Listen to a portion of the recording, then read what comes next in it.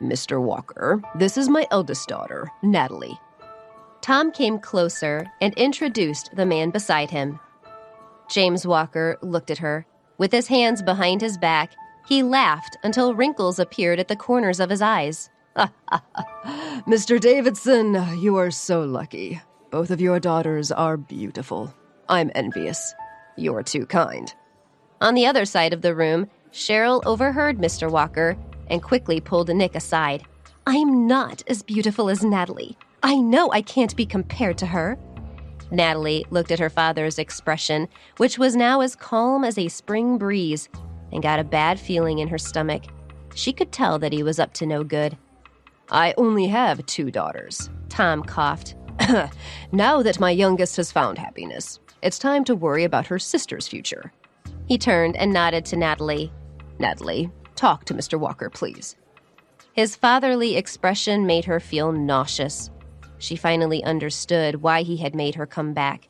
It was because he wanted to introduce her to this man, this fat, greasy man who he obviously was trying to reel in. Seeing him in the same room as Nick made him look even worse. Until now, she had still had a sliver of hope that Tom might have called her back because he wanted to make up for what he had done to her. But now it seemed that was just wishful thinking. Tom had never felt that he owed her anything, and he had obviously never felt ashamed. Just then, a tall, powerful figure stepped into the hall and quickly became the focus of everyone's attention. But Natalie was still immersed in her own world and did not notice. Sorry, I don't think I have anything to talk about with Mr. Walker, she smiled coldly. I came to the party just like I said I would. If there's nothing else, then I'll be leaving. As she spoke, she put down the cup in her hand and got up to leave. Natalie! Cheryl let go of Nick's hand and came over to her father, pretending to be friendly. She reached out and grabbed Natalie's wrist. Don't be angry. Daddy did this for your own good. All these years, he's been worrying about your future. She almost managed to squeeze a tear from the corner of her eye. Mr. Walker is the head of the Walker Group, and he is also a real estate tycoon. If you stay with him, you'll definitely live a life of luxury and ease. She said a lot of things, but Natalie remained unmoved.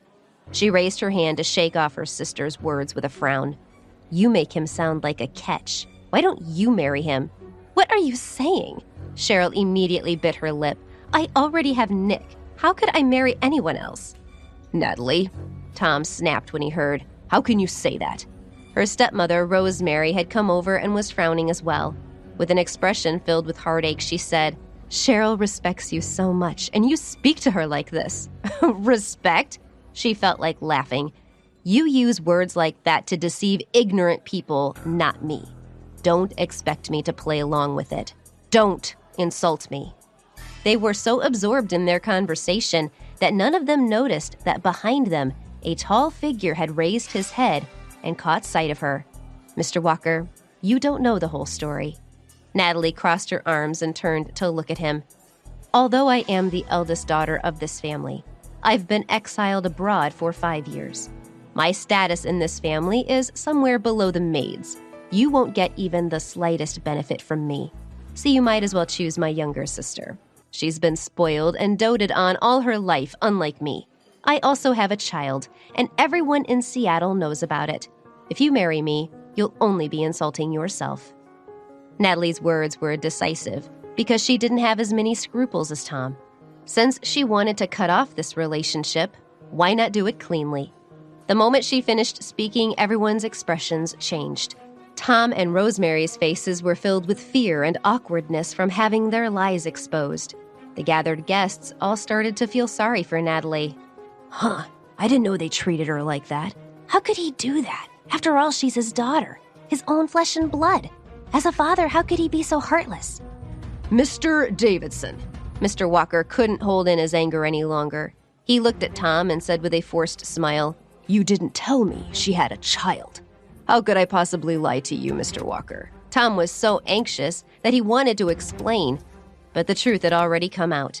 No matter what he tried now, it would be useless. Natalie had sacrificed her reputation to hurt him even more. There was no way out of it. Just as his scalp started to burn from worry, He suddenly heard a cold sneer behind him. Everyone turned their attention to the person who had spoken. They saw a man walking over with steady steps. There was a playful smile on his face, and his eyes stared at Natalie like she was his prey. Enemies are always easy to find. He hadn't expected to meet this woman here. Who was this mystery man openly declaring his fascination for Natalie? Will Walker's existence change the dynamics between Natalie and her family? To know more, listen to the next episode, or install the Pocket FM audio app and listen to the entire series. Don't forget to like, subscribe, and share.